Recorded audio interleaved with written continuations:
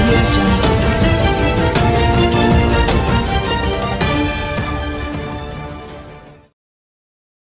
జిగ్నేష్ మేవాని గారు మందకృష్ణను కలుస్తున్నారు అనే సందర్భంలో ఒకరు సామాజిక స్ఫూర్తి, మరొకరు రాజకీయ స్ఫూర్తి, దళితులకు నాయకులు, అలాంటి వాళ్ళని నేను కలవాలనే ఉద్దేశంతో ఈరోజు మంచి రోజు, ఇద్దరిని ఒకేసారి కలుస్తాము అనే కోరికతో, ఆశతో నేను వరంగల్ రవీణతో పాటు సునీల్ శెట్టితో పాటు ఇక్కడికి వచ్చాము. వాళ్ళిద్దరిని కలవడం జరిగింది. వాళ్ళు చాలా సలహాలు అందించారు. అంటే పోరాటాన్ని కేవలం ఒకరితో కేంద్రీకృతం కాకుండా ఒక సామాజిక అంశాలను తీసుకుని పోరాడాల్సిందిగా చాలా సూచనలు చేశారు. వాటిని నేను ఖచ్చితంగా పాటిస్తానని చెప్తున్నాను. ఎందుకంటే ఇది కేవలం ఒక వ్యక్తికో దానికి సంబంధించిన విషయం కాదు, సమాజంలో ఉన్నటువంటి ఒక అప్రజాస్వామిక శక్తులకు సంబంధించిన విషయం. అందుకనే దాన్ని ఒక సామాజిక మాధ్యమాల ద్వారానే కాకుండా రాజకీయంగా, సామాజికంగా కూడా పోరాడాలి అనే ఒక స్ఫూర్తిని ఇద్దరూ నాకు ఈరోజు అందించడం నిజంగా నాకు చాలా బాగా అనిపించిన విషయం. ఆల్రెడీ ఓయూ జాక్ నుంచి ఉన్న సమర్థనని కానివ్వండి, ప్రజల నుంచి వస్తున్నటువంటి సమర్థన కానివ్వండి, దాన్ని సరైన రీతిలో సమాజానికి పనికొచ్చేలాగా చేయాలనే కోరిక మరింత ఎక్కువైంది. ఈరోజు న్యాయపరమైన పోరాటాన్ని ఇలా అణిచివేస్తే ఖచ్చితంగా దానికి తిరుగుబాటే వస్తుంది సమాధానంగా. అంటే పవన్ కళ్యాణ్కి అక్కడ రాజకీయాలతో సంబంధం ఉందే తప్ప ఇక్కడ మనుషులతో సంబంధం లేదు. అది మొదటి నుంచి కూడా తన పందా చాలా సుస్పష్టంగానే ఉంది.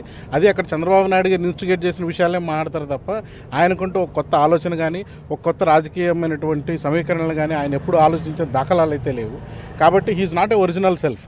ఆయనకు తనదంటూ ఒక ఐడియాలజీ ఇంతవరకు ఏర్పడలేదు. కాబట్టి ఖచ్చితంగా కేవలం చంద్రబాబు నాయుడు గారిని అక్కడ ఫాలో అవుతూ ఉంటారు. అంటే జనసేన ఆల్రెడీ ఒక తోక పార్టీయే, ఇప్పటివరకు పార్టీయే కాదు. అలాంటప్పుడు అది ఉంటుందా, ఊడుతుందా, కలిసిపోతుందా అనేది కూడా అప్రస్తుతాలే. ఎందుకంటే ఇంతవరకు పార్టీ నిర్మాణం ఎక్కడుంది? ఆయన ఒక్కడి తప్ప ఇంకెవరైనా కనపడుతున్నారా? దాన్ని అసలు పొలిటికల్ పార్టీ అనగలమా? అలా అయితే 58 పార్టీలు ఉన్నాయి, పొలిటికల్ పార్టీలు ఆంధ్ర తెలంగాణలో కలగలిపి. ఎందుకంటే అవన్నీ రిజిస్టర్డ్ పార్టీలు. అవన్నీ నిజంగా రాజకీయం చేస్తున్నాయా? ఇతను కేవలం ఉపయోగపడడానికో లేకపోతే ఓట్ల విభజన రాజకీయాలు చేస్తున్నాడు తప్ప నిజమైన ప్రజలకు ఉపయోగపడే రాజకీయం చేస్తున్నాడా అనే కదా అసలైన ప్రశ్న.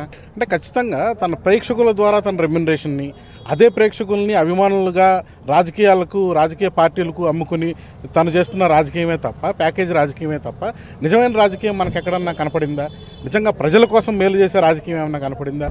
కనీసం అభిమానులకి మీకు కూడా సీట్లు ఇస్తానని ఎప్పుడన్నా అనగలిగాడా? అంటే అభిమానులకు పనికిరాని రాజకీయం అది, ప్రజలకు పనికిరాని రాజకీయం అది, కేవలం చంద్రబాబు నాయుడు గారికి పనికొచ్చే రాజకీయం మాత్రమే చేస్తున్నారు ఇప్పటివరకు. అంటే ఆయన ఒక ట్వీట్ చేస్తే సరిపోతుంది అంటే వీళ్ళు కాళ్ళు పట్టుకొని క్షమాపణలు చెప్పండి వరకు వెళ్ళిపోతున్నారు. అంటే మనం ఒక మెట్టు దిగితే మన మెడలు వంచి కాళ్ళ దాకా తీసుకెళ్ళిపోతున్నారు.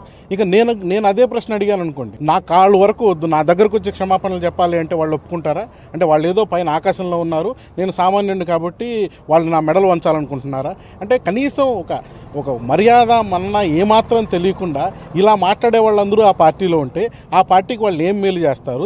పవన్ కళ్యాణ్ మనకేం మేలు చేస్తాడు? ఇప్పుడు ఒకవేళ మా ఊర్లో మా నాన్న ఉన్నారు కాబట్టి, అది అనారోగ్యంతో ఉన్నారు కాబట్టి అక్కడికి వెళ్ళి మాట్లాడిన వీళ్ళు అదే ఏదన్నా టౌన్లో ఉండుంటే, చుట్టుపక్కల ఏమాత్రం సపోర్ట్ లేకుండా ఉండుంటే బెదిరించడానికి వెళ్ళేవాళ్ళు కదా. అందుకనే ఇప్పుడు మా ఇంటి వరకు రావాల్సిన అవసరం ఏమొచ్చింది పవన్ కళ్యాణ్ ఫ్యాన్స్కి? దాడి చేయడానికి వచ్చారా? అది మా ఊరు కాబట్టి తగ్గారా?